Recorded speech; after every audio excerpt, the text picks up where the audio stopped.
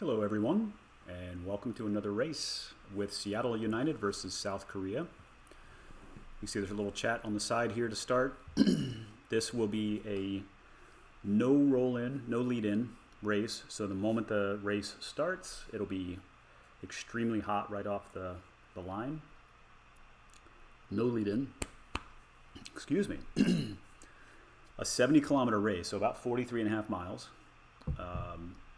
And there will be no power-ups. So if you're not familiar with what power-ups are in this, you can get a variety of items that you can use throughout your race. You can either press the spacebar on your key or use your app and engage your power-up. And that's things like a feather will make you lighter, so you're going up hills. It'll make you it'll make your avatar lighter, make you go up the hills faster.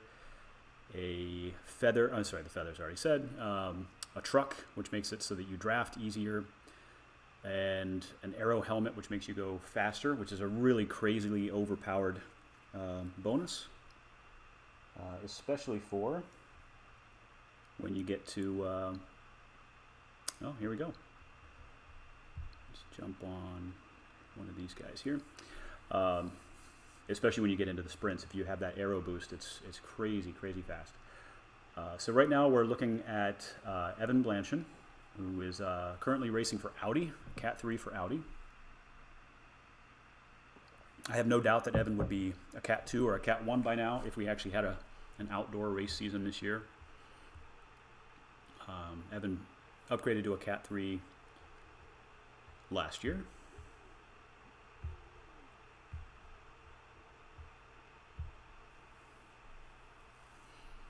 Here's a little bit of information about Evan. Incredibly tall dude, but very light, especially given his height. 1 year of racing experience. Incredibly fast, though. He comes to us with a background in running, and actually was super close to a 4-minute mile when running for Washington State. Go Cougs. I actually don't care about the Cougars. No offense to Blaney or anybody else who's from WSU, but I think it's like I think it might be Washington State law. If you say something about WSU, you have to say "Go Cougs" afterwards, or they kick your door down and arrest you. So go Cougs.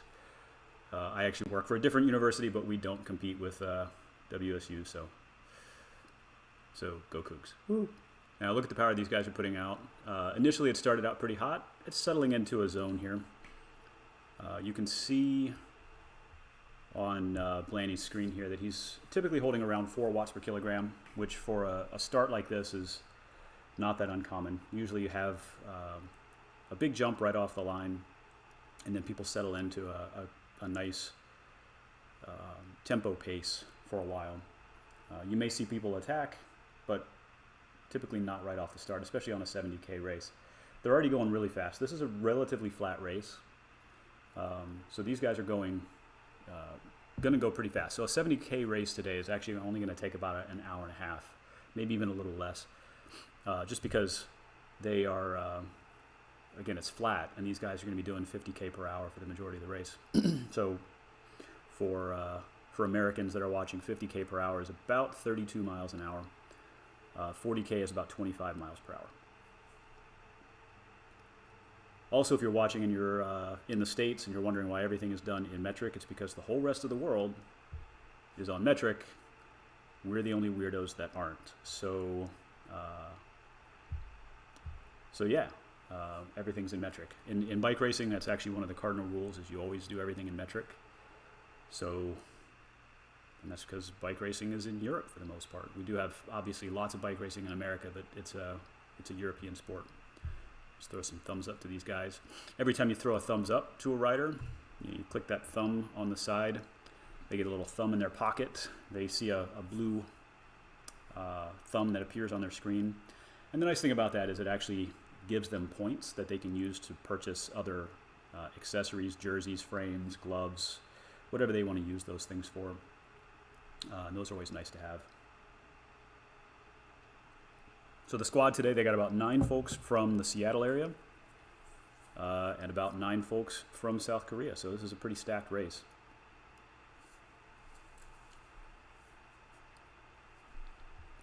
And these guys are all fast, really, really fast. But again, this is a very flat race overall. So what you'll see is in a lot of the races that these guys have done in the past is there's been a lot of climbing, a lot of hills. So you'll see the smaller guys, folks like Joe Holmes or Boogeyman or a few other folks that are smaller that are going to go up towards the front on the climbs, and maybe some of the bigger guys, the sprinter types, are going to get kind of shot out the back. This is the opposite. So what you're going to find here is that these smaller riders, and we've got a few, Boogeyman, I see there's actually a young man named Jackson in here as well. Boogeyman's 15, Jackson's 16, so they've got a couple young riders here. Both of them are small and really good climbers. But this is not a climbing race. So their job today will be to support the guys that really can sprint. And hopefully they'll do some pulling on the front for them and let the sprinters have their day. So I'm watching Josh here. Let me go ahead and pull up Josh's card. Josh, aka Skittles. I don't think anybody really wants to know why his nickname is Skittles. Let's just say his nickname is Skittles. Josh is actually on the same team that the Boogeyman and I race on, which is Hagen's Berman. Came to us last year from the East Coast, from New England. And immediately we recognized just how strong he was. I think the first race I raced with him was Volunteer Park, which is a really tough race where there's a nasty little hill every single lap. And as kind of a bigger guy, although he's not a heavy person, you can tell by his weight there, he's not heavy, but as kind of a bigger guy, typically that's not the race for them. But he did really, really well in that race. Same thing with Boston Harbor. He got a third place, podium, and Boston Harbor is a climber's race. It's up, down the whole time. It's inclines of 14, 15%. It's not a race for the weak. And that particular race, by the way, was incredibly fast that day. It just happened to be that course records were set that day. So he held his own pretty well. And now he's moving his way up to the front. And that's what we're seeing here. We're seeing no one in front of Skittles. Josh, that is. I'm not going to keep calling him Skittles. That's sure, it's his nickname, but it's not really his nickname. A couple interesting facts about Josh. Josh has a dog, a corgi named Loaf. And if you ever see pictures of Josh on Strava, you'll oftentimes see that he's riding with his dog on his back. That seems to be a relatively common thing for Josh. He'll take his dog out with him on bike rides and in a backpack. He's not just like strap the dog there or duct tape him to his back. He'll carry him in a dog-specific backpack, and the dog just looks happy as can be. And something else interesting about Josh is that he has become fascinated, maybe to the point of obsession, with pre-race beats. Not beats by Dr. Dre, not getting beaten, but red beats. There's a lot of nutritional value in beets. In particular, it's actually really, really good for instantaneous muscle recovery, and I think that's what he's discovering is the power of beets. I'm a huge fan of beets, pre-ride, post-ride myself, so I'm glad to see he's getting obsessed with beets. I mean, why not? All right, let's look at Jackson here. Throw a thumbs up. Now you see this race is getting stretched out already, and they've still got quite a ways to go. Unfortunately, because of the way my screen is set up, I can't actually tell how much more distance they have. So we'll just have to watch for them to approach the finish line. But Jackson is a 16-year-old young man. Has the same coach as the Boogeyman. That is Joe Holmes, who's not racing with us tonight, but does race on these Seattle United races. Incredibly strong young man, just absolutely brutally strong. I've had the opportunity to ride with Joe, Jackson, and Will And it's not very common that I'm like the slowest climber or the weakest climber on a ride, but I've always been the weakest climber when I ride with these guys.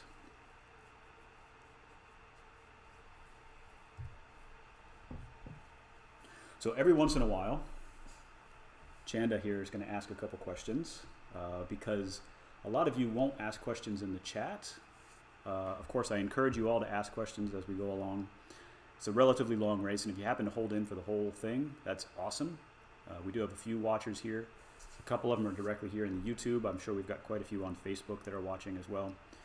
Feel free to leave some comments, but we can only see the comments that you're leaving if you're watching it on YouTube Live. So if you want to leave a comment, ask a question.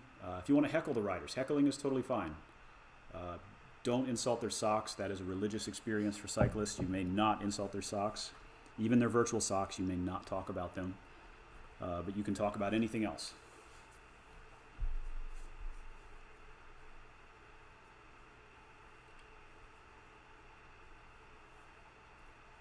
So I don't have a card for Jackson. So we still got Skittles' card up there. I'll put it back on the regular race screen here. Don't have a regular card for him. I think Jackson was a relatively late addition today.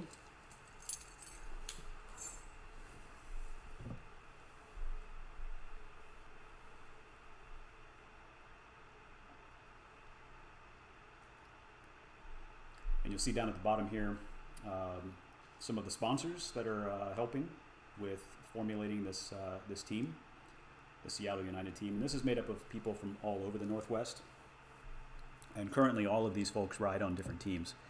So with any luck, maybe we'll see some of these guys form up a little bit through regular racing season and kick some tail at regular races.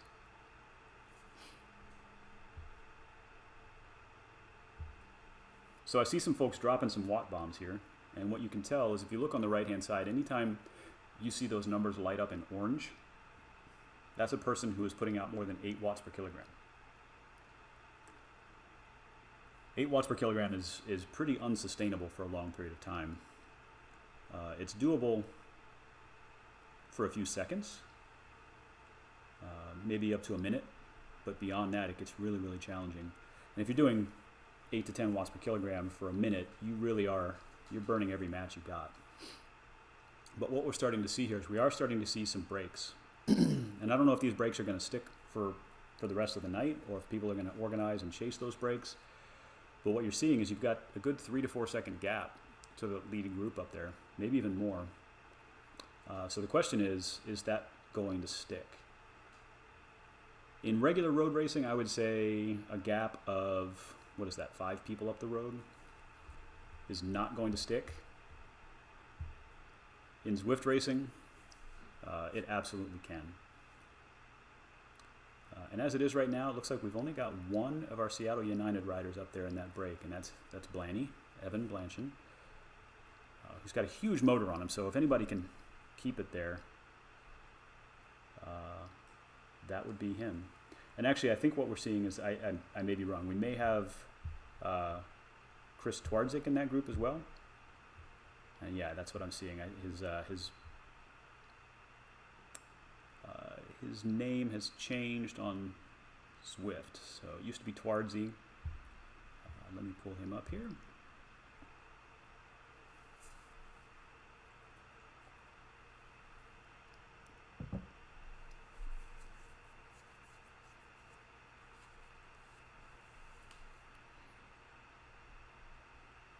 So Chris is kind of the organizer of this whole team, Seattle United. He's the guy that pulled these guys together, started recognizing some of the heavier hitters on Zwift, and reached out to all these guys and asked them to race. So when you see these races put together and you see these live streams, that's thanks to Chris. He's the one that put this stuff together, and he's the one that's working on grabbing some of these sponsors.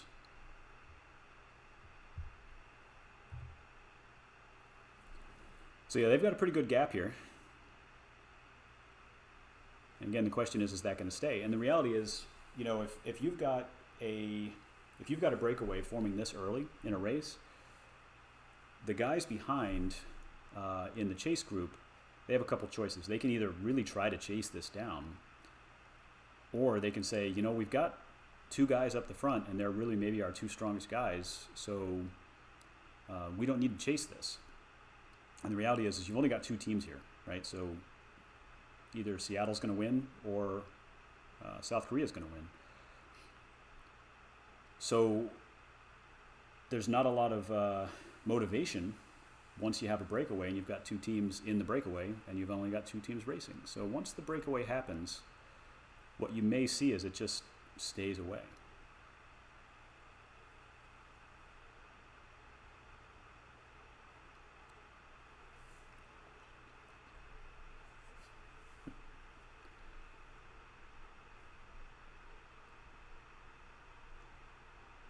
Interestingly, my cat is staring at the TV screen, watching this race as though it's the most important thing she's ever seen. Because it is.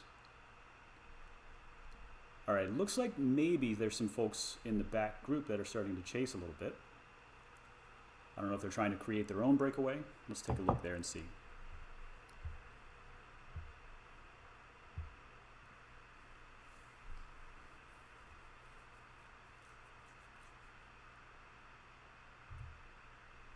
All right, so we're looking at Jonathan Lafleur's screen here.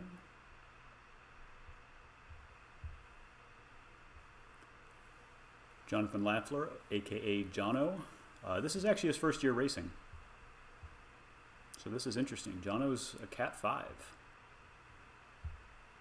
Now obviously he's got some strength to him, or he wouldn't be here. But he's got a strong background in running as well. So WSU, Cougar track. I guess I'm supposed to say go Cougs again. Don't want them to bust down my door and haul me out of here. We don't have anybody from the Huskies cycling team. That's crazy. Maybe we should get some Huskies on here so we can have some inter-team rivalry going on. But so he's got a strong background in cross country and track with a 13:54 5K, which is incredibly fast. Currently coaching high school track and cross country, but obviously doing very well, leading this chase group here on the front too.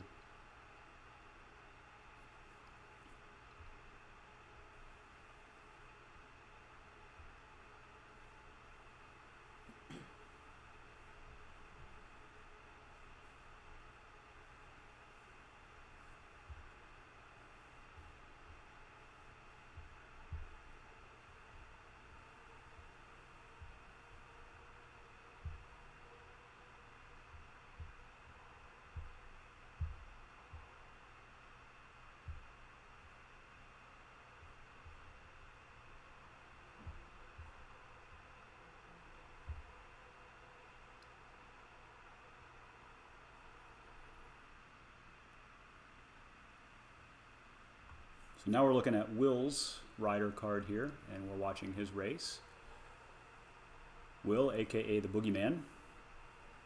Now I just got notified that maybe there's a challenge with YouTube and it's not allowing comments or questions. If you're watching and you're able to put a comment in there, just give us a quick shout out. We've got a couple watchers now. Just throw something in the comments. You can even just say, I'm commenting. Go for that. Yeah, just give me something in the comments. If it doesn't allow you to, well, I'll be watching. I'll see you in about 30 seconds if nobody can comment. So let's take a look here at the Boogeyman's card. People oftentimes ask me, why in the world does he have the nickname the Boogeyman? Well, as his father, I can tell you why he's got the nickname the Boogeyman. And it's actually a few reasons. Number one, our last name, even though it's not Spanish, if you translate it in Spanish, it means Boogeyman. So there's that. And what other way, what's a better way than convincing your kid that he is the Boogeyman to keep them from being afraid of the Boogeyman when they're like 3 years old? So when you empower a kid and tell them that the Boogeyman is him, then it keeps him from being afraid of what might be under the bed. Now, I don't think he's too much afraid of what's under the bed now, other than we have a terrifying cat that may come up there and attack him at any point in time, but that's not the Boogeyman. So it's just one of those nicknames that's carried through, and frankly, if you get that email on Strava that says, uh-oh, the Boogeyman stole your KOM, you think twice about going back out to take that KOM, because if the boogeyman's coming for you, you want to leave him alone. Now, it's interesting to watch both him and Jackson race. These guys are so incredibly strong, and they're just tiny. I can tell you the weight and stuff that you're seeing on that screen is absolutely accurate. He weighs just at 110 pounds and is 5'9". So in other words, he needs to eat a sandwich or a couple sandwiches. Super duper skinny. He actually has a BMI of about 17.2, which is probably a little too light. He needs to eat some more sandwiches for sure.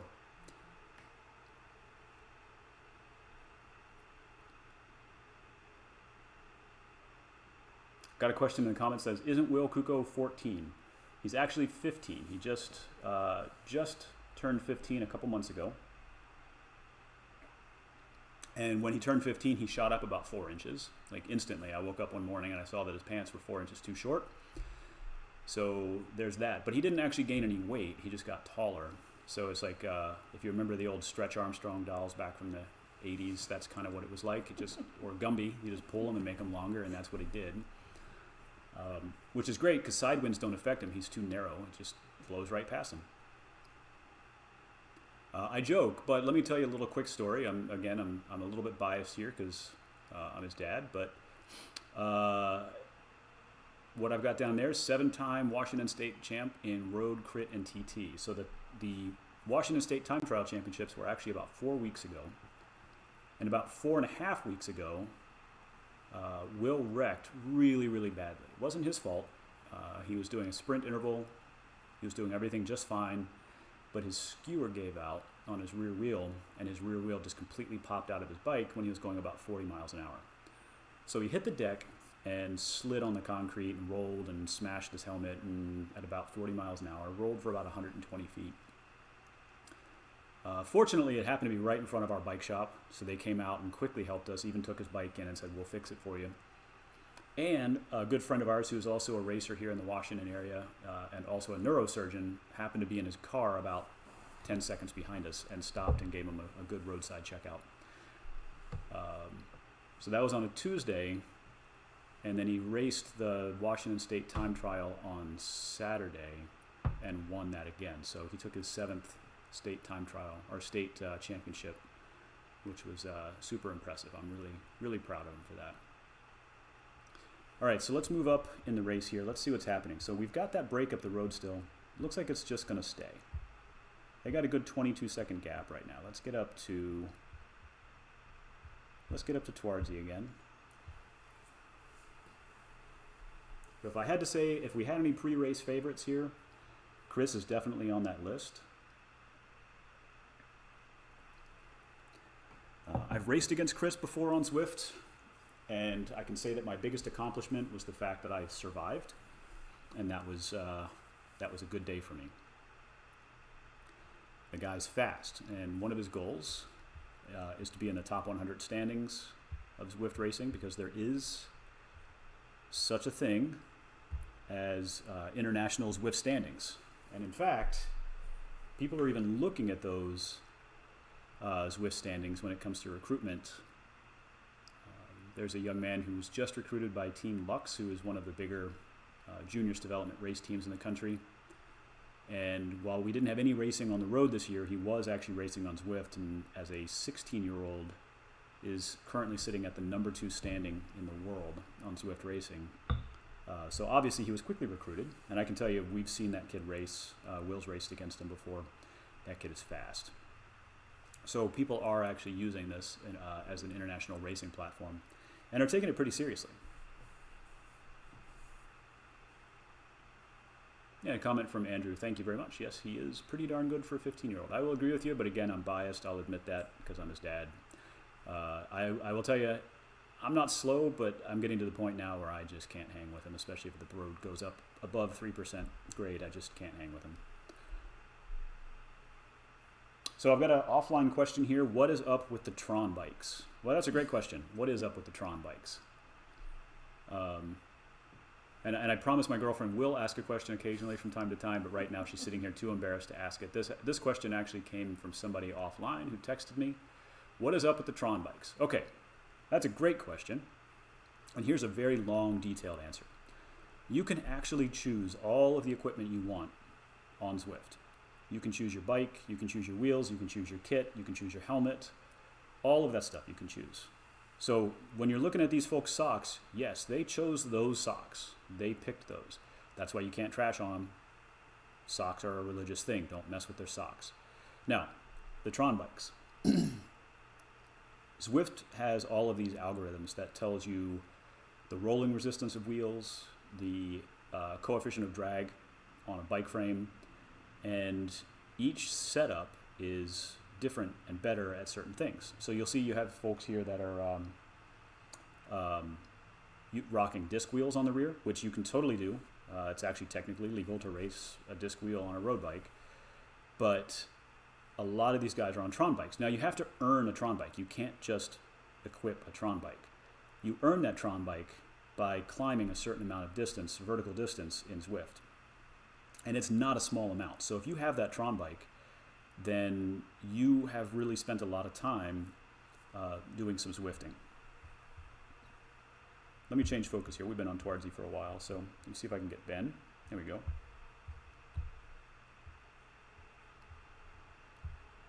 right. So that Tron bike is actually considered to be one of the fastest bikes on Zwift. You can't equip really anything short of a TT bike that's going to be faster than the Tron bike on the road. There are better bikes at climbing than the Tron bike, but flat out, the Tron bike is going to be the fastest of all the bikes. So you'll see that most of the guys on this race are going to use that. Again, there are lighter bikes, so if they're doing a climbing race, specifically a climbing race, they may equip something that's a little bit better than that. So, for example, the S-Works Tarmac is an option on this, although you have to earn all of these points to be able to purchase the S-Works Tarmac. But if you have the S-Works Tarmac, it's actually a very good climbing bike. The Tron bike is probably the best all around, and it is definitely the fastest in a straight line. So that's why you see all these guys on those.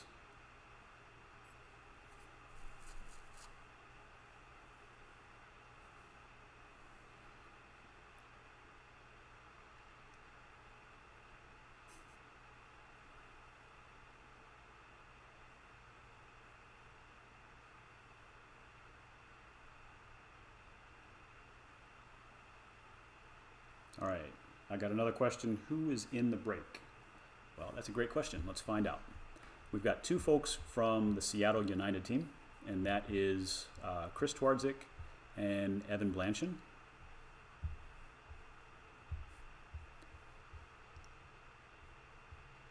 I didn't give you very much information on Ben. I can tell you Ben is probably one of the nicest guys you'll ever meet, has been racing since he was a junior in the Pacific Northwest, and is incredibly fast. I've gotten the pleasure to watch him do some time trialing, which he is incredibly good at. And again, just an incredibly nice guy, ridiculously fast. Okay, so in the break, we have 1, 2, 3, 4, 5, 6, 7 riders, if I'm counting correctly. I'm not even having to use my toes to count this one, just six riders in the break. 2 of them are Seattle United, and 4 are from South Korea. So that is, the odds are not in their favor. But I will tell you that both of those guys are incredibly, incredibly strong.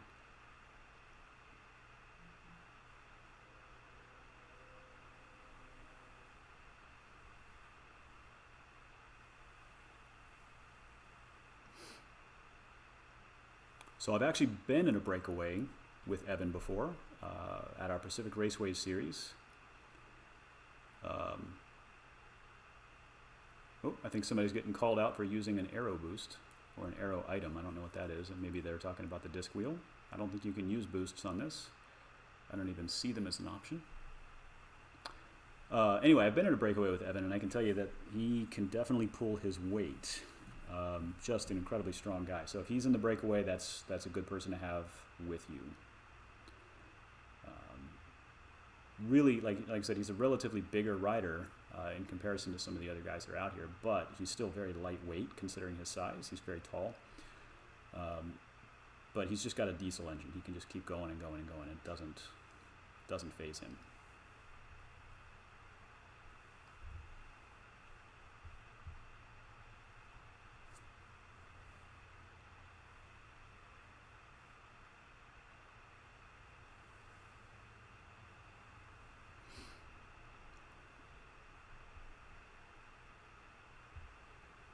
go back through the pack here and see who else I can find. Well, looks like Jackson has been gapped, unfortunately. The rest of the pack seems to be holding together pretty well, although it is getting stretched out. You can see there's some folks breaking away up here. So the Boogeyman and Benjamin and Josh are all holding together there. Let's see what happens here. It looks like there's a little bit of a break. Brian seems to be leading that. Let me pull up his card since I've got one for him. Are they talking to each other? Great question. Are they talking to each other? Thank you. Yes. Well, maybe. So the Seattle United team does have a Discord channel. I did try to actually listen in on it last time and narrate. That didn't go so well. But they absolutely are talking. As a matter of fact, I just looked and I'm seeing there's text going back and forth.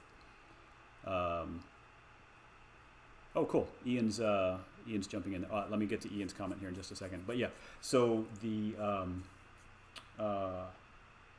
riders are able to talk to each other. So they've got headphones in, kind of like a race radio, like you would see in the Tour or other professional races, and they are communicating back and forth. Now, at this point in the race, you might just hear a lot of grunting if you are on the race radio, heavy breathing, maybe even some cussing. That's why I'm not putting it out here because I don't want to get banned from YouTube. But yeah, there is the ability to talk. So Ian mentions that the S-Work Bench with the zip disc on the back is the fastest bike in Zwift. So that's good to know.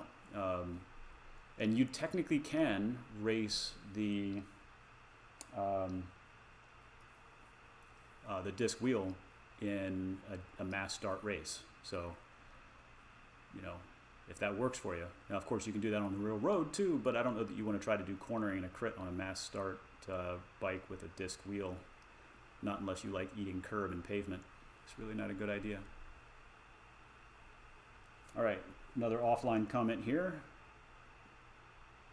Yes, for us Luddites. This is actually coming from my brother who can't figure out how to use the comment feature in YouTube, but I won't give him any hard time for that, except I just did.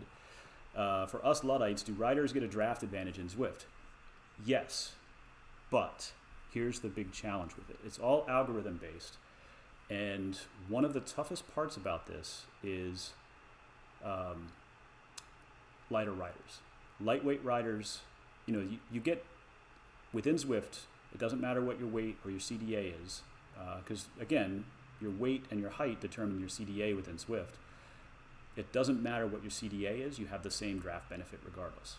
Whereas on the real road, a smaller rider is going to get a significant draft boost over a bigger rider. And if a smaller rider's on the front, the person behind them is not getting a draft boost. The best thing I love is when the Boogeyman and I are racing, we do this thing called Fight Club. Of course, the first rule of Fight Club is you don't talk about it, so I'm breaking the first rule, but we do this thing called Fight Club. It's an unsanctioned race, and we're the two light guys that show up. Everybody else is bigger than us for sure. And anytime we get on the front, people hate us because there's no drafting boost whatsoever. They don't get the benefit of the draft behind us.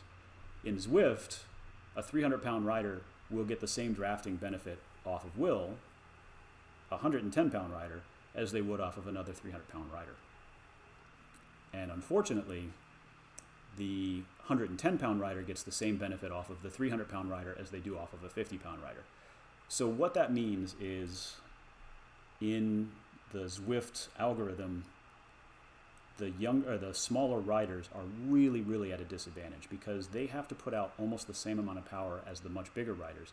Not the same watts per kilogram, but the same amount of power. So if you're in a race where a bigger rider, who's maybe 100 kilograms, 220 pounds, is putting out 300 watts, that's only 3 watts per kilogram. But if you're 50 pounds or 50 kilograms and you have to do the same wattage, you're doing 6 watts per kilogram. So you're doing almost exactly double to stay with that pack. So unfortunately, some of these smaller riders really, really have the deck stacked against them on this type of event.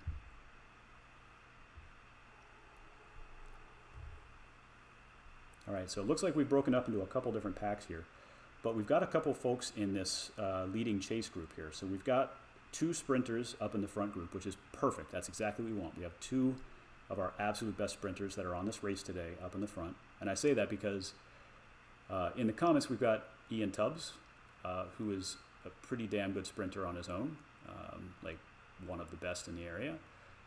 But he's not racing with us today. And then we also have a couple other folks that are not racing today that are amazing sprinters. So Kyle Pederak, for example, one of the best sprinters in the area, not on our race today. So the 2 strongest sprinters that we have are up in that breakaway, which is exactly where we want them. So we don't want this chasing group to try to bring it back. We want them to defend that.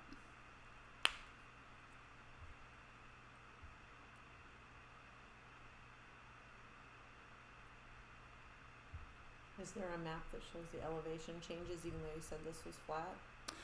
Great question. Is there a map that shows the elevation changes? And yes, so I'll put my mouse, let me go back to the general screen here. It's a little easier to see.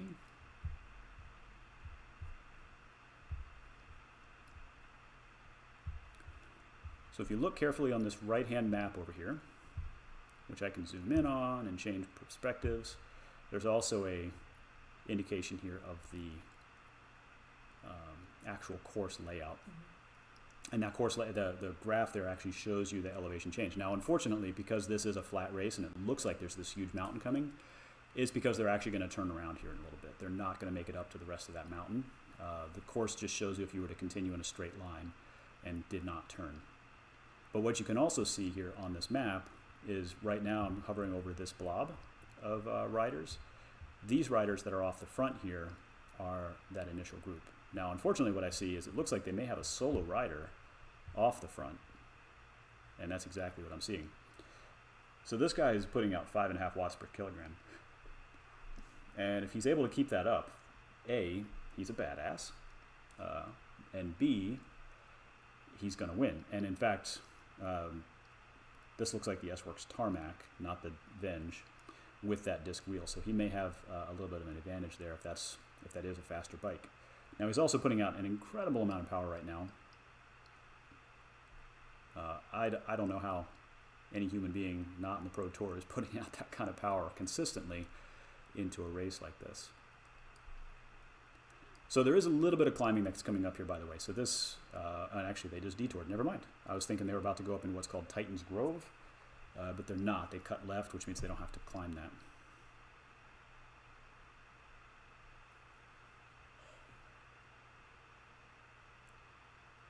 And nope, there is no pulling a Mario Cipollini and drafting off of a semi-truck at 50 miles an hour training for the Worlds. There is not that as an option. Although you do, in many Zwift races, you do have the option of using those speed boosts or power boosts that I talked about earlier. And those are, one of them is a truck. And that truck gives you that draft benefit. Now, if you just hit the truck, let's say we're looking at this gentleman right here, and see how he's completely by himself and isolated. If he were to hit that draft boost bonus, it would give him nothing because he's not behind anyone. You have to be behind somebody for that boost to actually work. So if he hit that, it would be wasting it. Now, of course, they can't use him anyway, so it doesn't matter. If you're in a pack and you hit that, then you don't have to work as hard. You don't have to work as hard at all. The best thing that it does for you is it gives you an opportunity to rest. If you're in a pack, it will make it so you can do about 1 to 2 watts per kilogram less in the pack and still stay with the group. And one of the challenging things about Zwift racing versus regular racing, you'll notice these guys never stop pedaling. They never freewheel. Doesn't matter if you're in a pack or not, on Zwift, you always have to be going. And you never get the opportunity to say, oh, I'm gonna cruise in my zone 2, or I'm gonna take it easy for a little bit. If you cruise at zone 2, you'll find yourself completely out the back in no time. All right, so it looks like this is getting split up a little bit again. And it looks like this chasing group is kind of getting spread out. But we've got 2 guys here in this group, and then we've got 2 more guys in the next group. So this is not a bad position to be in.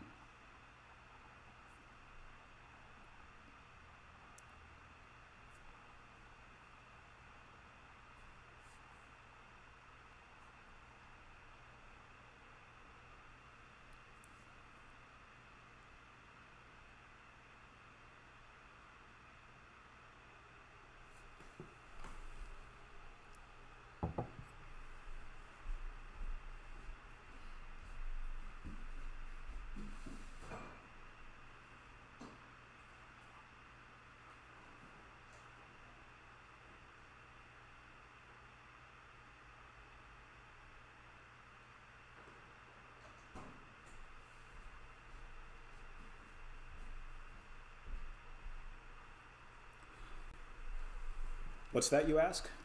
Nobody asked me this question, but I'm going to answer it anyway. What are we drinking this evening? Let's see. Chanda's drinking a Silver City IPA, and I'm drinking an Occidental Brewing Fest beer, which is kind of a malty, not overly hopped ale, or is this a Pilsner? I don't know. It's German-ish, but definitely not German. Let's see. Seattle cyclist. I know him well. Who's in the breakaway? Well, we've got two guys in the breakaway right now. We've got Chris Twardzik and Evan Blanchard. Let's see if they are still staying with that group. Now, we've also got one guy off the front. Yep, Evan and Chris are still in that breakaway group, which is great. I wonder if that guy's really going to be able to hold a 12-second gap by himself.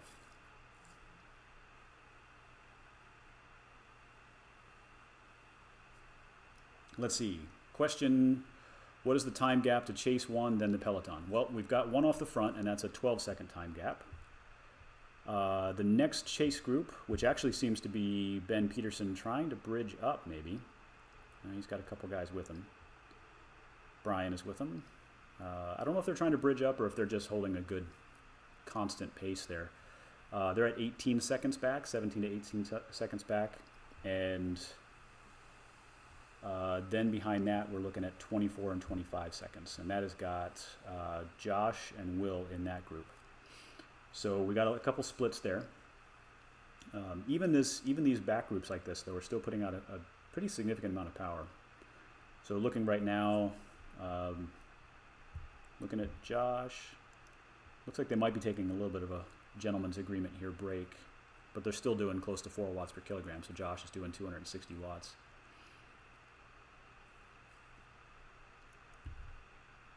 One of the interesting things you'll see here, unlike regular road racing, you get a time gap that's identified not by where the groups are, but where the individuals are. So somebody that's at the front of a group of 10 people may look like they're 1 to 2 seconds ahead, whereas in regular road racing, they would all have the same time.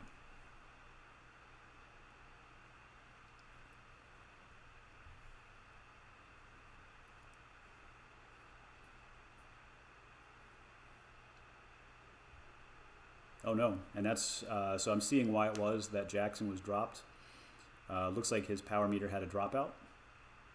And this is exactly what I was talking about. If you stop at all for even just a half a second, you're out the back. And if you have a dropout, you're done. Your race is over. And that really, really sucks, because the way that these computers connect to your bike is by one of two protocols. It's either ANT Plus or Bluetooth. Both of those protocols are notoriously unreliable. They both operate in the 2.4 gigahertz spectrum, which so does your Wi-Fi, so does your keyboard, so does your mouse, so does anything else that's wireless in your house. So you got like wireless light bulbs that are controlled. Guess what? It's operating that same spectrum. And these things drop out all the time. So your entire race can be ruined in a second if your connection just drops out.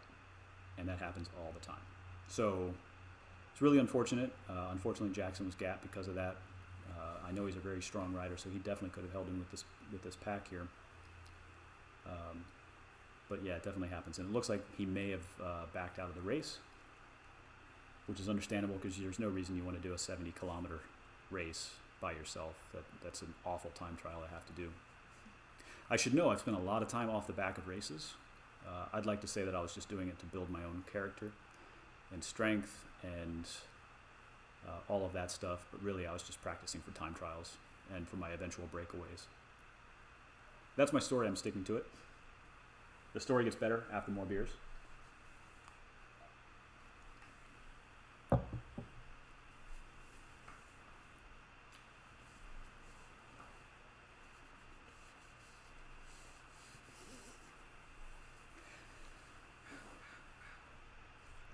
All right, so somewhere in here is Philippe Nystrom. Let's see if I can find him, but I don't see him.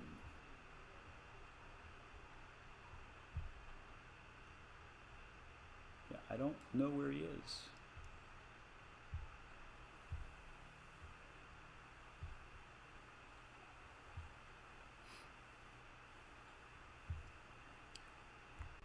So Philippe, who should be in here, and maybe I'm not seeing him, maybe he is here and I didn't see him, I don't know.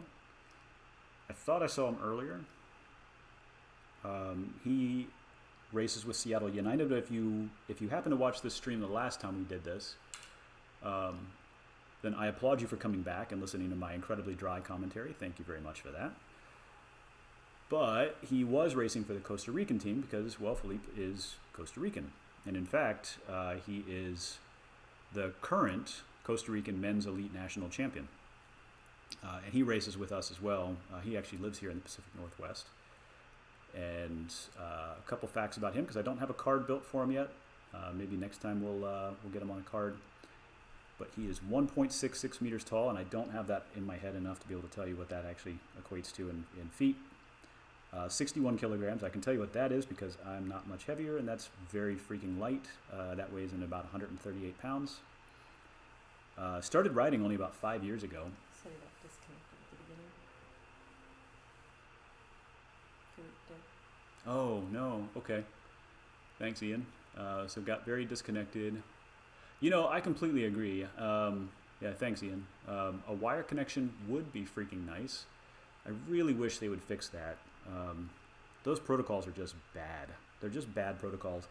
And to see somebody's race completely end because of a dropout, and I can tell you, the Boogeyman had this happen. I'm hoping I'm not jinxing him right now. But Will had this happen to him last week in 2 separate races where he had dropouts just continually. And you can try to chase all you want, you're just not going to get back on. So it's unfortunate. I agree. I wish that you could just have like a USB connection, something, even an Ethernet connection into your system. I would happily pay extra money to have a hardwired connection to guarantee you don't have a dropout. For those of you that Zwift but don't know this already, I will tell you that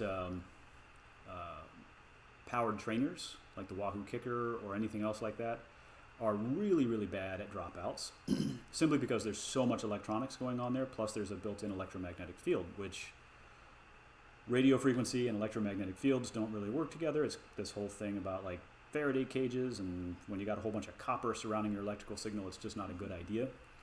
So something that really helps for both Will and myself is most cyclists that are at this level are going to have a power meter on the bike, whether they've got like a Quark D0 power meter that's crank based, or they have Stages or Garmin power crank or pedal based. Any one of these. Those power meters will output an ANT Plus and oftentimes Bluetooth signal. ANT Plus is strangely better than Bluetooth. I don't know why it is though in general.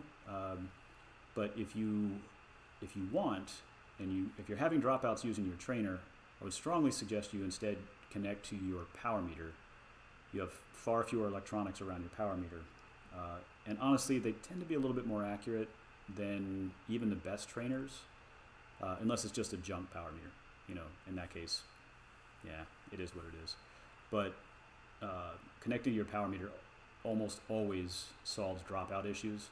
Trainers have dropouts like crazy. So just avoid that, and that'll save you a lot of frustration. Even the best ones out of the box today still have those power meter dropouts. I think the one that seems to do the best is the Tax Neo 2T. And that's because even though the whole trainer is built around a giant magnet system, they move the electronics away from the magnet to do the broadcast, and it seems to be best about not dropping out. But things like the Wahoo Kicker, all of those electronics are right there, right next to all the copper wiring. There's just not much you can do about it.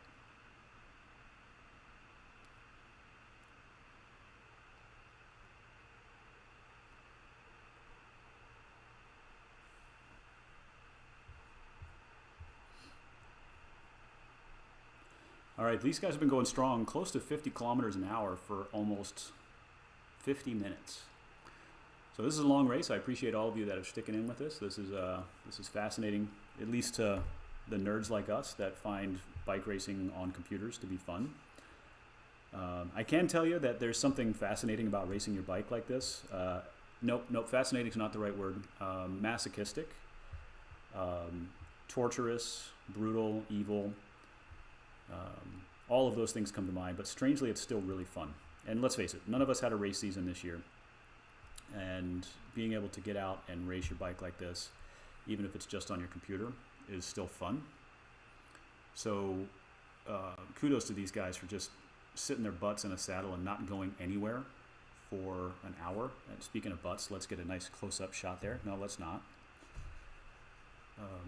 I love the computer glitches that you get with Zwift sometimes, where if you change your viewpoint, sometimes you can actually see from the inside of a rider's skull, which is absolutely creepy, but it's pretty funny. They're really, really detailed with what they do, because you honest to God see their skull, and you see right out their eye sockets, which is freaking weird. But yeah, so Zwift racing is just, it's this year it's taken off like crazy. As a matter of fact, they just got a $450 million investment from a couple large companies in the cycling realm, including Specialized. So why is that? Well, we saw a lot of people that have never ridden a bike before that wanted to get on a bike, and they had the options of doing things like Peloton or pick one of these other ones that came out with spin bikes. But then other folks said, well, I've got a bike in the garage, I can just throw it on a trainer. So they got a trainer and they got Zwift, which, by the way, is a much better option than Peloton. Again, I'm biased, but whatever. And so they got on these trainers and subscribed to Zwift, and all of a sudden Zwift, who had tens of thousands of users, went into the hundreds of thousands of users overnight because of this whole COVID thing. So it's really taken off quite a bit. And then the Zwift racing scene has taken off because, let's face it, these guys want to race. Everybody wants to, well, not everybody wants to race. Only crazy people want to race, but still, it's fun. So people wanted to race, and they couldn't go to their local races. So what do? They get on their trainers and race against other people. The upsides of that, you don't have to leave your home. I can tell you right now, if you have a 6 a.m. start time as a Cat 5, because let's face it, they always start the Cat 5s early, and it's 2 hours away, and you got to be there an hour early to warm up and check in, that is a freaking early wake-up call. Whereas on Zwift, you roll out of bed, you can throw your leg over the bike and start racing. You don't even have to shower. Please shower. Your neighbors can smell you. Don't do that. So there's that. I mean, it's easy. You can jump on. You can race 3 or 4 times a day if you want. If you've got the legs and the lungs for it, go for it. What are the downsides of Zwift racing? Well, it's easy to cheat the system, and people get really frustrated with that. If you watch any of the message boards about Zwift, you really need to get a life. But if you do watch those message boards, what you'll find is that people complain about cheaters all the time. Now, in races like this, you're just not going to see that. You're not going to see cheating. But then the question is, how do you cheat a race like this? Well, you enter your weight incorrectly.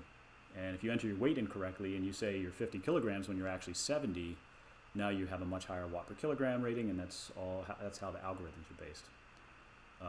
That's a great shot of the sand. Thank you. Maybe you enter your height too short. Maybe you're 5'9", but you say you're 5'6". Well, that alters your CDA in the system, and it makes it easier for you to ride faster. So all these ways to cheat. You can also use what's called Z-Power, which is if you don't have a power meter, you don't have a powered trainer, then you're using Z-Power, which is basically estimating what you're doing. And then when you're doing that, there's all sorts of ways to screw up the algorithms by changing your trainer settings or loosening the resistance on your wheel. So that's kind of the downside to this, is there is that cheating element. But honestly, if you take into consideration that if you're racing people all over the world at noon in your living room, and there happens to be 1 or 2 guys in the race that are cheating, who cares? Just let them cheat, let them go. If they're going faster than you can hold with them, then you're getting stronger. If they're going faster than you and you can't hold with them, you didn't lose your pro contract because that guy cheated. So it's okay. Just let it go. Is there still another group ahead of these guys? Great question. There's just the one guy ahead of these guys. So this group right here is the chase group. We've got one guy off the front who's actually extended his gap to 18 seconds now.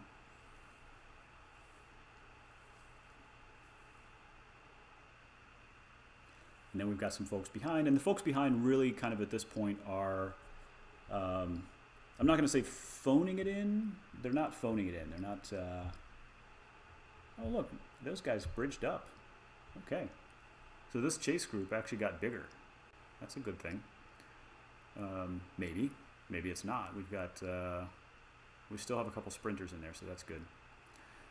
But that chase group definitely got bigger. And then the group that's off the back of that, they're not sitting up. They're not phoning it in, because really they're still doing 3, 4, 5 watts per kilogram, so they're still working hard. And they'll put in a decent effort all the way to the end. Nobody wants to finish a race just cruising along. Again, if these guys wanted to sit on the trainer and abuse themselves, they could do that without having been broadcast to millions and millions of adoring fans. So Ian comments in here that he saw somebody holding about 150 watts per kilogram on my ride yesterday. Yeah, that's I saw that today too. I saw that on one of my rides today after I got done racing and I was warming down or cooling down. I saw some dude rocking 150 watts per kilogram. Oh, look how skinny the boogeyman looks here in this image. That's actually that makes him look fatter than he actually is in real life. So that's how skinny he is. If he turns to the side, he becomes two-dimensional. Anyway, yeah, I saw the same thing. So people can screw with the system, and I've seen people that will just fly by, literally going 300 kilometers an hour. So about what is that? Almost 200 miles an hour on their bikes. And of course, they rack up all the KOMs, and you get special jerseys if you're the fastest person over a hill or fastest person through a sprint. You can go in the system and you can flag them as a flyer, and enough people flag them, then they get removed off the leaderboards. But it's stupid. Why would you cheat at personal fitness? That's like going to the gym and putting 20-pound barbells on the rack and then taking a Sharpie and writing 200 on them. It's like you're still just lifting 20 pounds. Why would you do that?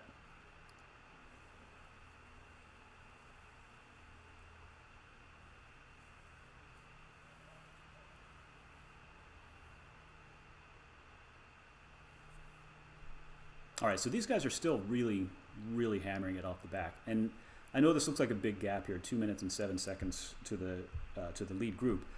You know, and sure it is, but in any real road race that you're going to attend, especially in the higher categories, that's going to happen. I mean, there were people in the Tour de France, which I'm not going to give any spoilers, but if you didn't watch today's stage, I'm not going to say go watch it right now because you need to finish watching this video, dang it.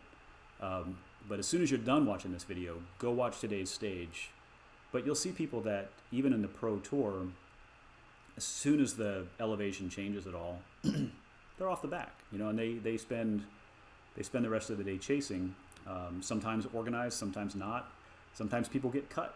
As a matter of fact, a lot of people get cut. If you don't make it within like a certain percentage of time, oftentimes that's 30, 45 minutes, they're going to get cut. So for these guys to be off by a little bit like this is kind of representative of what it is in real life too.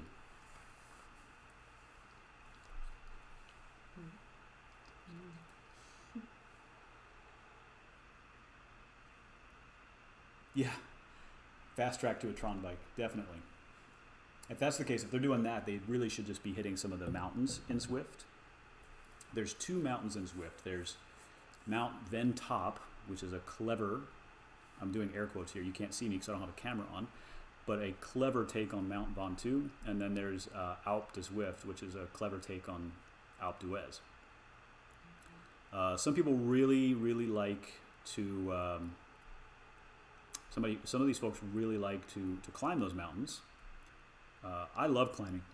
You know, if I can go do a real mountain on a road bike, sign me up. I don't care what mountain it is, the harder the better.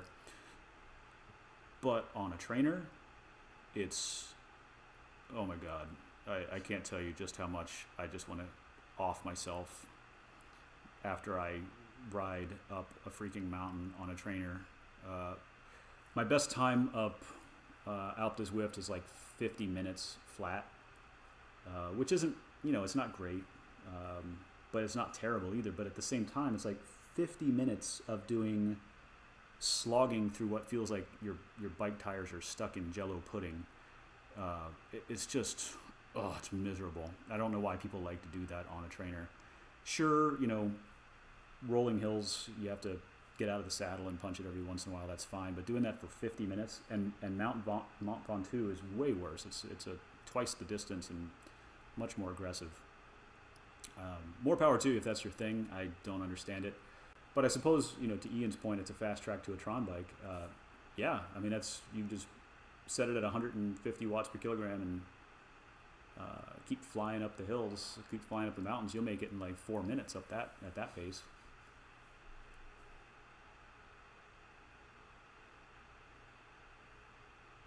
And let's see, 150 watts per kilogram, just FYI, that would be, I got time, I'm going to whip out the calculator here. So if we were going to use my weight at 63 kilograms, that would be 9,450 watts, which is 12.5 horsepower for a human being. I mean, sure. Mm-hmm. Seems legit.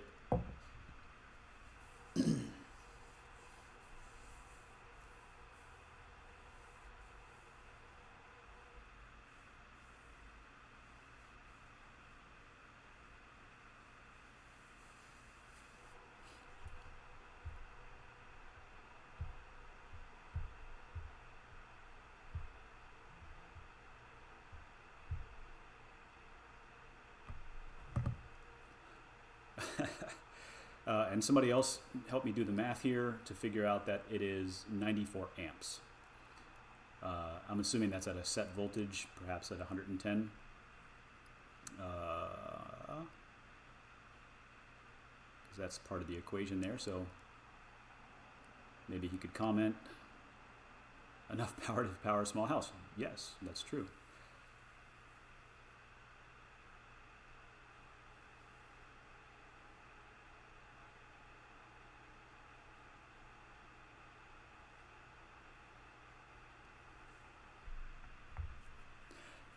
Before all of this training got really popular, there actually was a bike trainer that would plug into the wall, as most of these do now, and would actually return power back into your house based on how much you pedaled, which is really cool until you have the line operator sitting up working on your power, and all of a sudden they got return voltage coming through the negative on the line.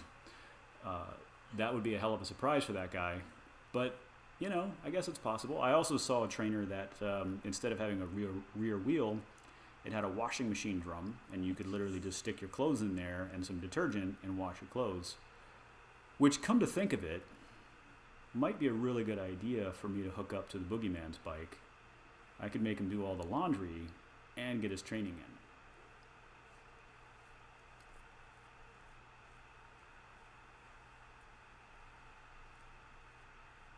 Yeah. So comment here from a Seattle cyclist. Kind of surprising trainer manufacturers didn't use better noise cancellation around the electronics. That must be what the investment is for. Yeah, absolutely. They certainly could shield those a little bit better. I don't think they're too concerned about it.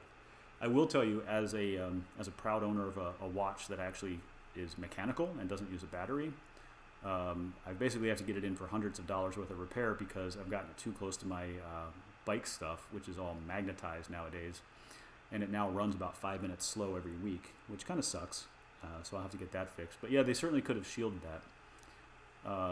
But as far as like actual noise cancellation, trainers have come a long way. The Boogeyman and I both have the older version, and I always refer to him as the Boogeyman. Yeah, Will and I have the older version of the Kicker, which is loud. You put the two of us in a room together, and we have to yell at each other just so we can hear each other. But as it is now, most of the newer trainers are actually quiet enough that you can whisper and still be audibly heard over your trainers.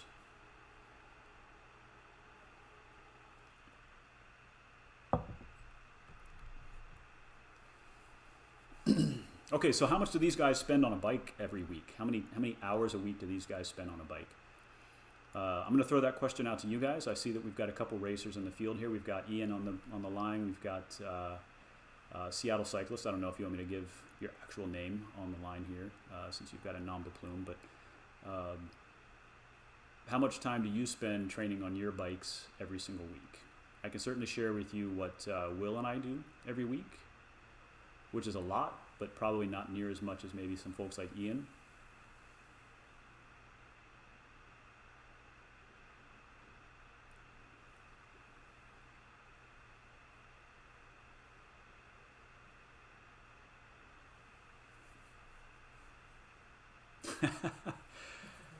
So Ian's answer is the only correct answer, which is not enough. Not enough time spent on the bike. Well, that's probably true. We all have that same feeling. So I can tell you what Will and I do in general. Let me move up the pack here and see, because this is starting to get a little bit stretched out again. These guys are actually putting out, this is like the only hill that they have. It's just this little puncher. So these guys are going to do some serious power coming up this little hill. I can tell you what Will and I do, and that is on a typical Monday through Friday, we're going to spend anywhere between an hour and a half and 2 hours on the bike. Sometimes a little bit more than that, but usually at about, if I had to average it, about an hour and 45 a night. And then Saturdays, anywhere between 3 to 5 hours, and Sundays usually about 2 to 3 hours.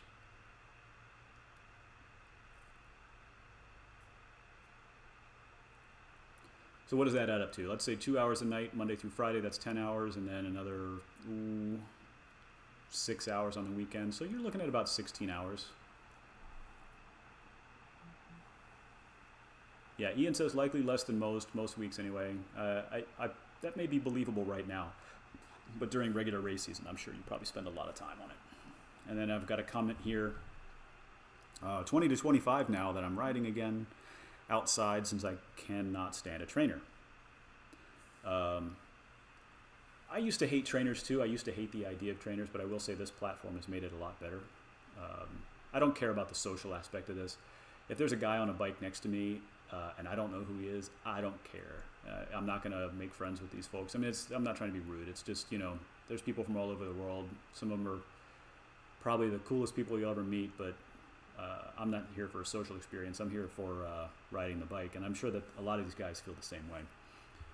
But this platform sure does make it a lot easier to actually get on the trainer and ride.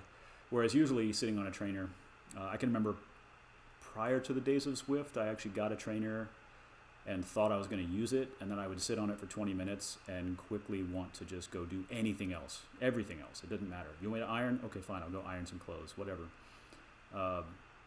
Trainers are just miserable. But I will say, with a good smart trainer and this type of platform, it's pretty cool. And you can actually see, the difference. And then the comment here says, but LSD mile. I don't know what LSD mile is. I mean, is that running a mile while on LSD? That would be really trippy. But riding a trainer doesn't feel natural. If it's a wheel-on trainer like a mag resistance or a fluid resistance trainer, I would completely agree with you. It feels like trash. But these smarter trainers, especially since a lot of them nowadays actually incorporate motion into the trainer, it's pretty good. It's pretty tolerable. But yeah, it's still not riding outside. Now I'll tell you, every single one of these Seattle riders has put up with some of the worst crap in the last week, 2 weeks. We have not been able to ride outside. Our air quality outside has been so bad because of the wildfires. It's been to the point where in some cases you couldn't see 10 meters in front of you. You just simply couldn't go outside. If you did go outside, even for more than just a few minutes, even taking the trash outside would make you feel sick. So going outside and riding your bike in that was just a non-starter. So having the option to use the trainer was actually really, really beneficial for these guys. And actually something that's interesting, if you aren't used to, thanks, long, slow distance. Well, I kind of like my idea better. Running a mile on LSD might be a little bit more interesting, at least. I don't like to run, so that might at least make it tolerable. I'm not advocating the use of drugs, folks. I'm just kidding. In any case, yeah. So the idea the racing on a trainer, the riding on a trainer and the racing on a trainer, it is totally different. And I can tell you, if you haven't ridden on a trainer or raced on a trainer, and then you just throw your leg over your bike on your trainer and expect that you're going to be able to do well in a race, it's not going to work out for you. The feeling is different. It is dramatically different. But it's not bad different. It's just different. So if you jump into a race and you haven't been on the trainer in a month or two, that race is going to really suck. It's just gonna be hard. So fortunately, I think with these guys having been cooped up for the last couple of weeks, they've probably gotten some trainer time in. So this race isn't just miserable and painful. All right, I think we're actually coming close to the end here. I say that because I see my time on the leaderboard again, which is funny because I'm stuck at the starting gate. All right, so I'm glad to see these guys are holding it together here at the back. They haven't lost a whole lot of time. Unfortunately, Ben has gotten gapped off that front group there. But again, we've got our really strong sprinters up there. Ben's not a bad sprinter himself either, so they seem to be easing the pace at the front just a touch.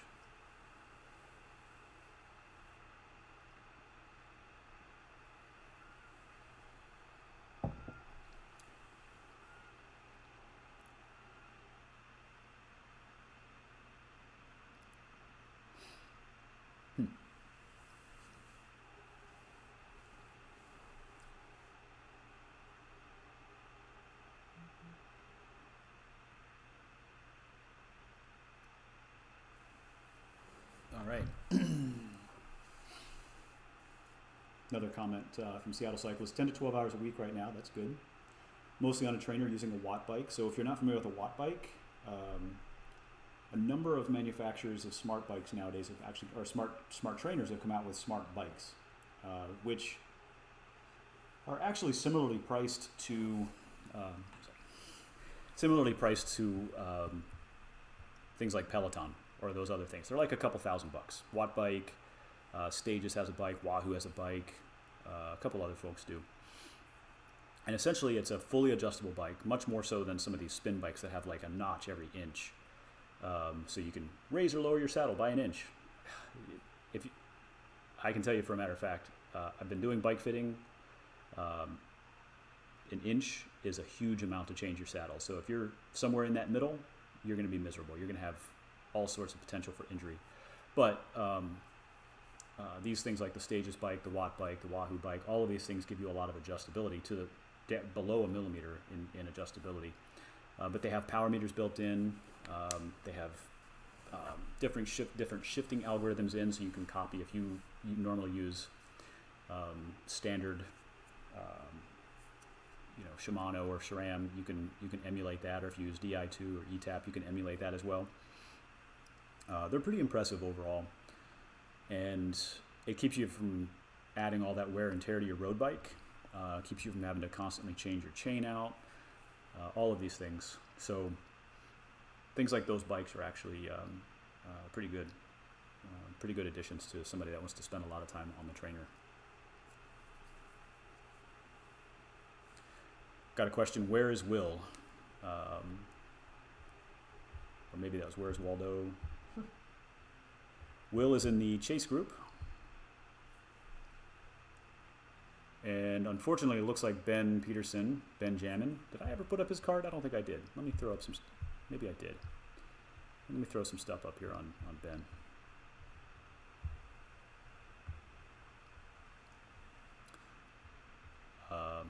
Ben looks like he is in no man's land here, which is, it's always a tough place to be. No man's land is that space between groups, off of the front group, not with the back group yet. And a lot of times if you see somebody in no man's land, especially where Ben is right now, you might see them kind of sit up a little bit. And I think that's what he's doing. He's not putting out a whole lot of power, but it looks like that front group isn't either at the moment. They're probably getting a little tired. But he's in no man's land, and oftentimes one of the smartest things to do when you're in no man's land is to sit up. you're not going to, if you're 40 seconds off of that lead group, you're not going to chase that down. In a road race, you might stand a chance. On a Zwift race, there's no way. So oftentimes one of the best things to do if you're in that no man's land is just to sit up, relax, conserve your energy, and then fall back to that chase group. So that way, when you get caught, not if you get caught, you will get caught. If you can save that energy, then you stand a chance when it comes to the sprint to actually win. Well, not win. I mean, we're talking about 10th place here. But in a second group, in a chasing group like that, people are still sprinting for 10th place.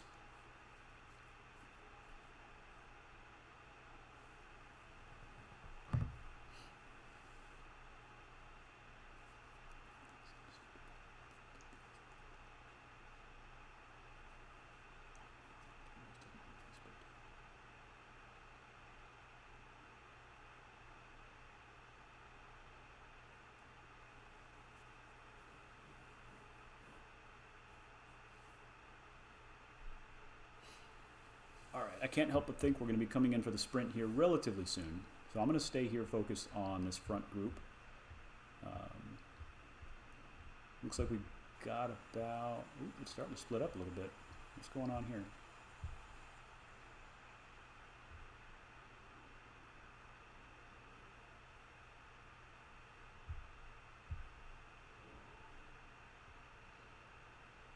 This looks to be the first rider in the group, so it looks like if that solo break has been caught, it's now down to our guys to actually do the sprint for the finish, which is really encouraging.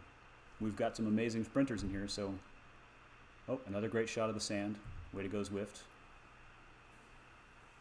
All right, it looks like Twardsy's on the front.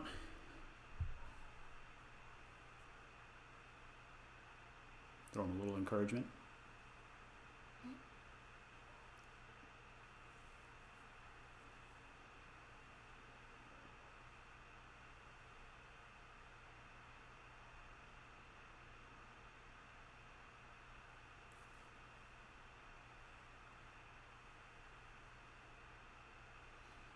So again, these guys have been keeping this pace pretty high. And I will say, if you haven't raced on Zwift, the speeds that you're actually doing on Zwift, the virtual speeds, are pretty representative of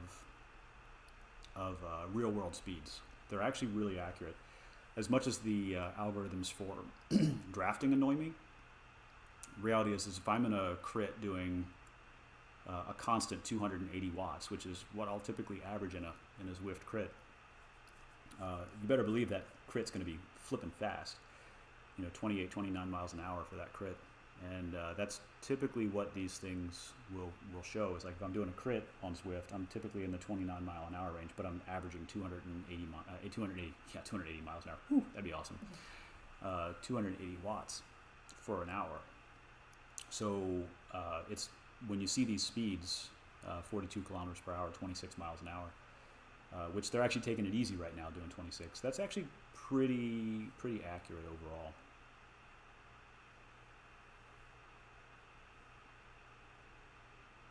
One thing that is interesting is you can change the trainer resistance too. Now it doesn't make a hill of beans difference on a flat section. So these guys are on a 0% grade right now, so it's perfectly flat.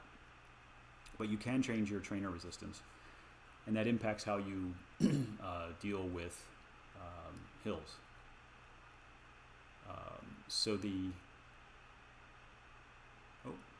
Cool, thanks. Actually, you know what?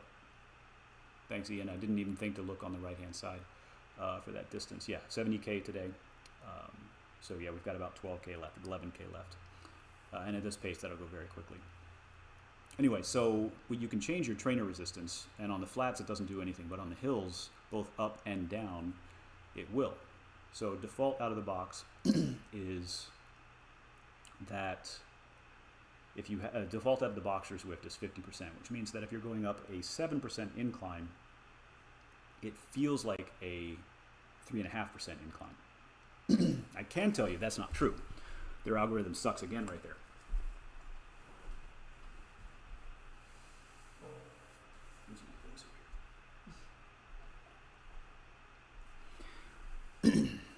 there's no advantage or disadvantage. Well, that's not true. There's slight advantage or disadvantage from messing around with that number.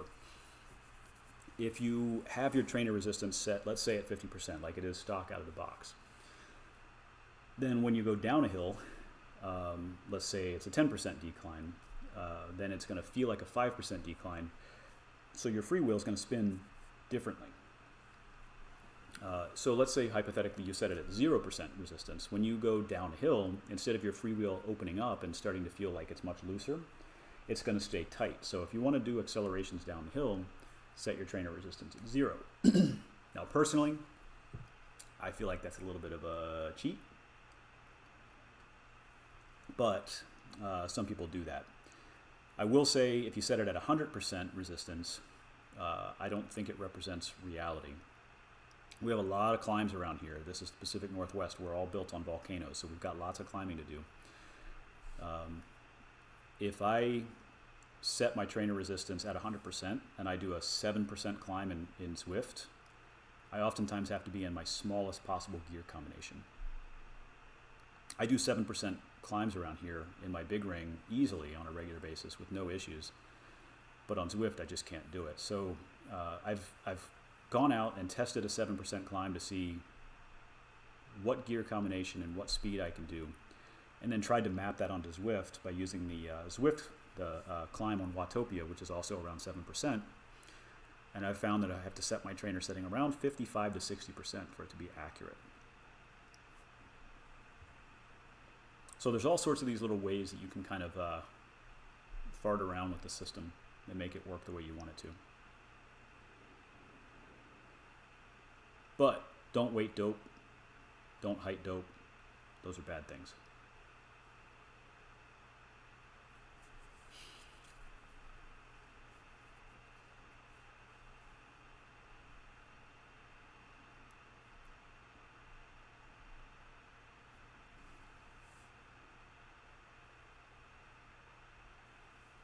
I'm actually impressed that we have as many viewers as we do.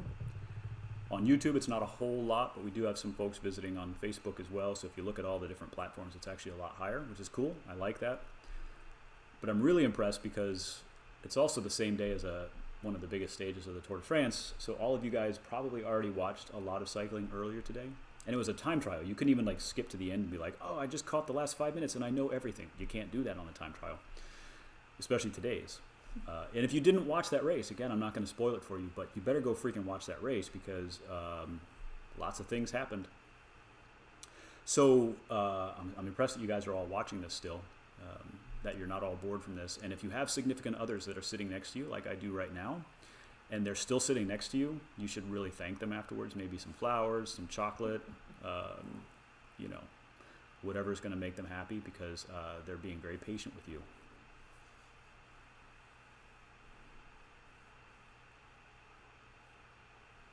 And let's face it, they sit there in their living room while you are up on your trainer sweating and smelling horrible, making all sorts of grunting noises and probably cussing a lot.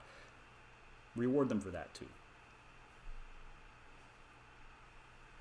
Oh, that's right. Yeah, and Ian brings up there's Tirreno Adriatico too, although that's finished, but you know, that was all going on at the same time. So, I mean, let's face it, you guys are probably just doing nothing but sitting here watching bike races. I know you're technically probably all working from home, but what that really means is you've got your bike racing on the screen in front of you and the webcam right above it, and it looks like you're paying attention to the meeting that you're sitting in, but you're really, really not. You're just watching to see how the Yates brothers are doing right now.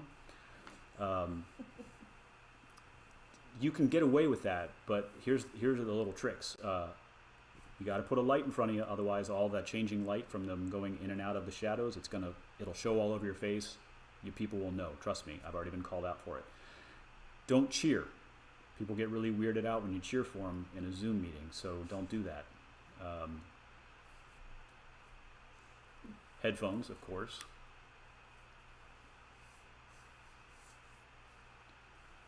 All right, so we've got Sam asked a question. So what's going on in this race? Who is racing and what is going on currently? Well, I could recap a whole lot, but let me just go ahead and give you the very short synopsis here. We've got two teams. We've got some of the best from South Korea. We've got some of the best from the Pacific Northwest going head to head here. We've got a small group that has made to the front and we've got a larger chasing group, and we have a couple folks that have been gapped off of that. And it looks like we've got a couple folks that have been shelled from this lead group too recently. But we've got a mixture of teams representing both countries, and really some of the finest racers from those particular areas. What you're looking at right now, Sam, is the lead group, and I'm just going to keep it here for a little while because really we're coming into the final in about 6.5K. At the pace they're going, that's going to go by pretty quickly. In about 8 minutes, we'll see them coming to the sprint.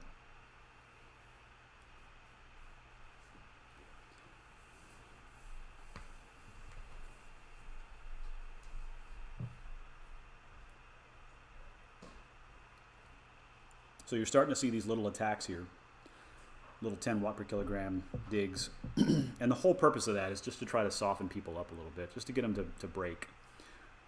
If they can get somebody to break, maybe they'll lose a sprinter they don't want to compete against. I'm actually going to move back to the back group here. We've got a couple minutes. I'm going to move to the chasing group.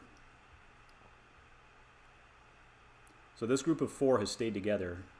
And they're still doing pretty decent wattage. I mean, they're not burying themselves, but they're still doing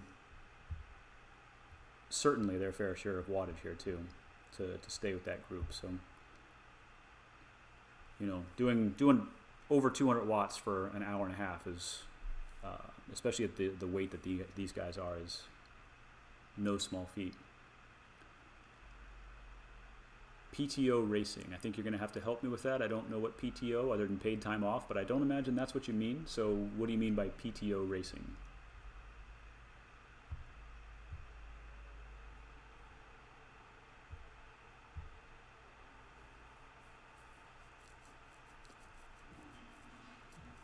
And let's see, I got a couple other questions here. Twardsy is in the lead group, as a matter of fact. Let me get him up in focus here. There's the lead group right now. Peter Kim is not racing right now. Is Ben in the pack now? Ben has been almost. Ben is almost back in that pack with the chase group.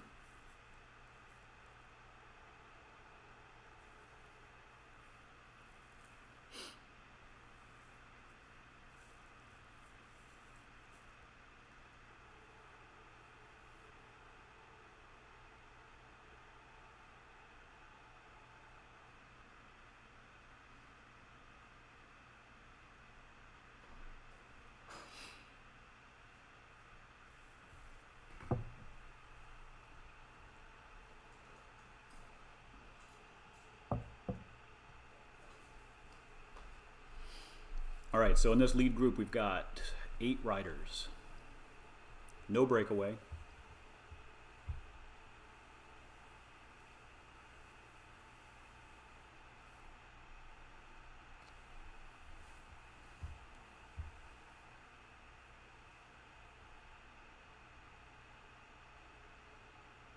And I may have miscounted. We may have 9. Moves around a bit. 1, 2, 3, 4, 5, 6, 7. Yeah, they keep moving around. Looks like 9 riders in this lead group. And these guys are putting out a lot of power right now. And again, there's these little micro attacks.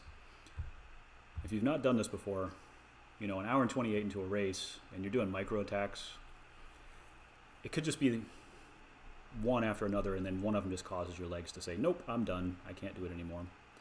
We're looking at some of these heart rates too.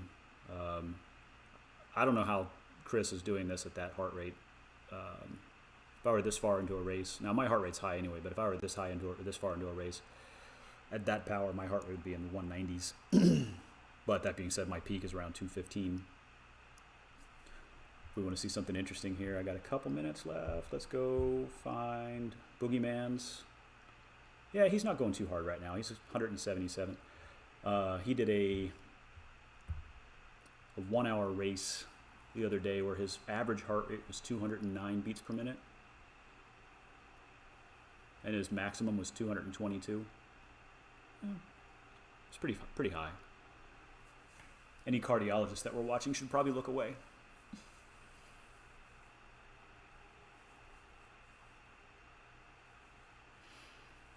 Yeah, that is an insane low heart rate.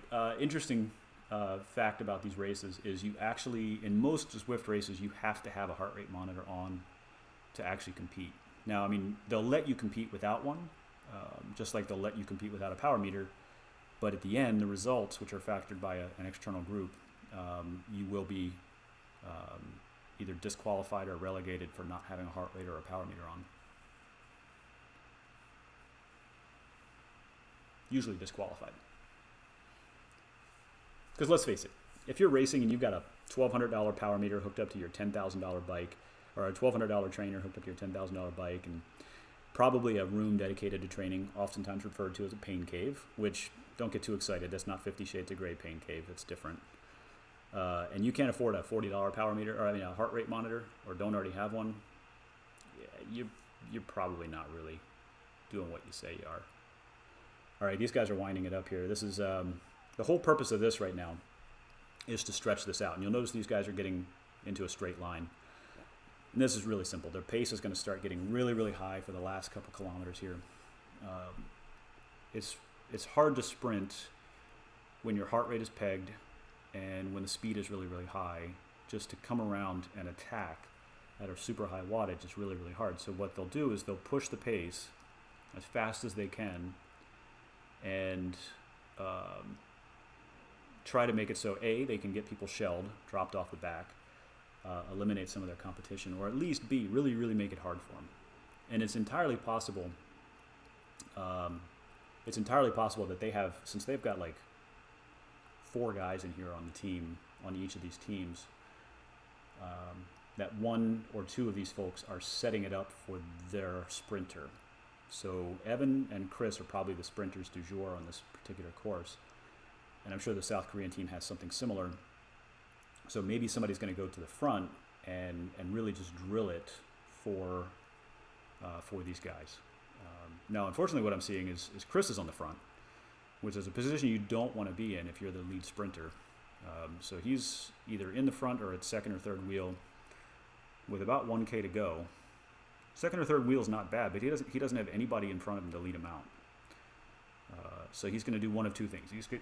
He's either leading somebody else out, and I see Evan is still there, but he's a couple wheels back, or he's going to try to wheel surf and use one of the other racers kind of to tow him to the line. So we'll see what happens there. Unlike regular road racing, there are no crashes. Well, unless your computer crashes, and then you're just screwed. But you can't overlap wheels or anything here. At least not yet. I'm sure they'll figure out a way to put cars on the course and take us all out. But for the moment, there's no way to crash by ramming into somebody. So you can really sit on somebody's wheel, and you don't have to worry about dangerous overtakes. All right, let's see if I can get an overhead shot here. One of these at camera angles will do it for me. Helicopter shot, because why not? Here we go. All right, so Chris has moved back to the back of that pack, and I guarantee you that's a strategic move, not getting gapped.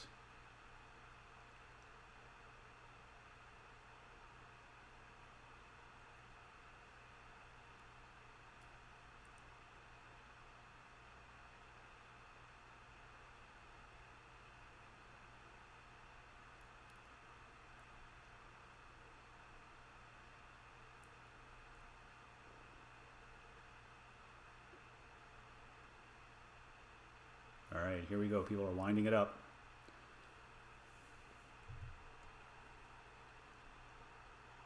That guy went early. That guy went really early. So Chris is going to chase that. I don't know if maybe that guy just went too early or he is just insane. Maybe he's just really that strong because he got a hell of a gap right off of that. All right.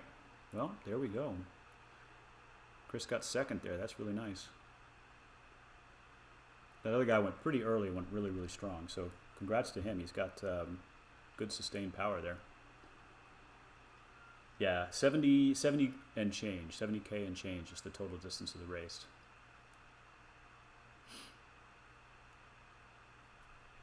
All right, great job for those guys.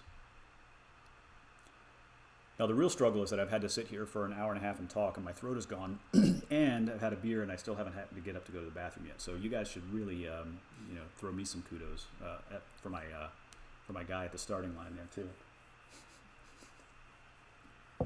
If you don't, it's just you let the terrorist win.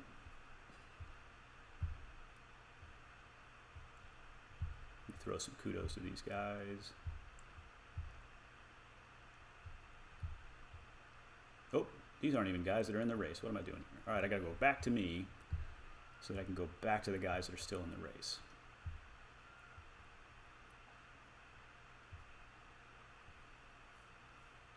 I'm throwing kudos around like they're free.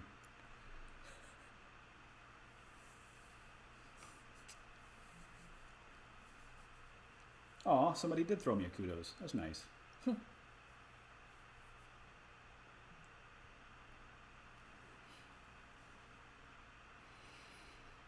All right, so let's see here. Ben is still kind of in a chase group here. We've got two guys that were gapped off of the front group. I'll be nice and throw him some kudos. We got my slow butt still sitting at the line. That's what I'm best at, honestly. And then we got this chase group. And these guys have stayed organized this entire time, so great job on working together for that.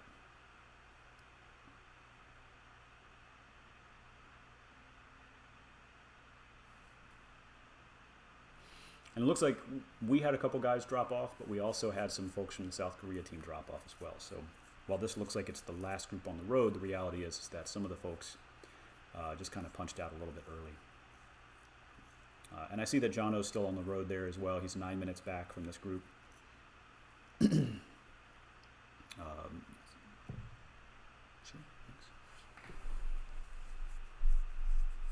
So kudos to him for staying in. I know a lot of the guys will punch out if they're if they've gotten gapped. But I've always got an immense amount of respect for those that stay in the race, even after they've been gapped a little bit. Again, I've done my fair share of that. Yeah, you're welcome, Sam. Thanks for the appreciation there.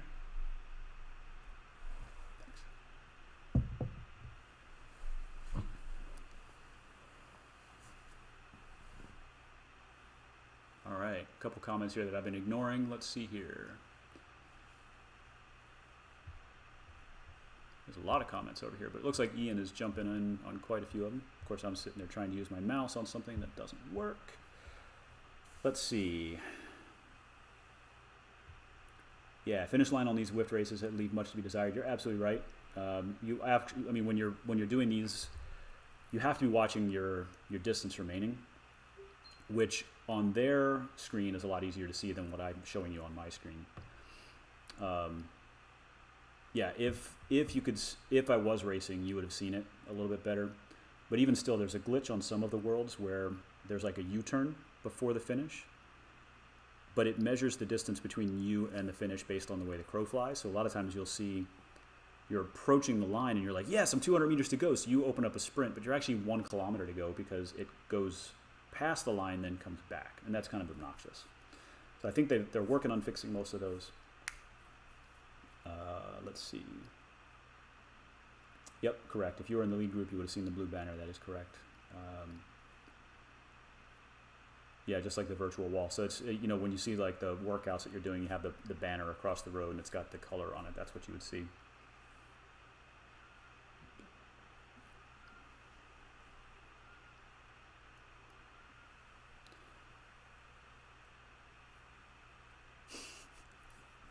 Oh, come on, Seattle Select. Let's IR on these. Come on. Yeah, looking forward to seeing you guys on the road as well. They do need to add a couple hundred fans. They usually just put the same people, like they've got 4 avatars, and it's kind of creepy to see the same 4 people on the side of the road times 100 or something. It's kind of amusing. And there's always this one chick just walking with a briefcase down the road, and what they really need to do is kind of like in the tour where they just need to put the fans like in the road so you feel like you're about to slam into them.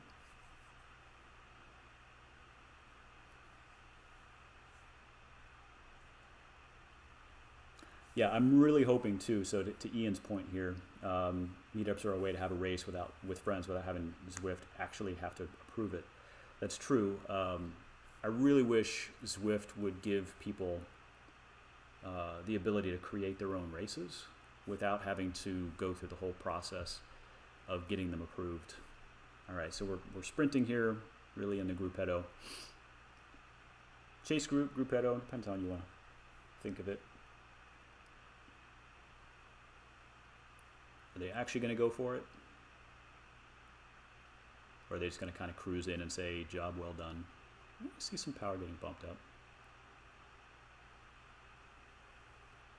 Okay, holy cow, there goes the boogeyman at 15 watts per kilogram. And he's gone. I will say that little turd can sprint. Considering how small he is, it always impresses me. Oh no, that was Josh. Josh does an amazing sprint as well. Okay, so Josh launched that. They both have Hagen-Sperman behind their names, so I got it mixed up. But Josh is not a little booger. He is a full-size booger, I suppose, and is an amazing sprinter as well.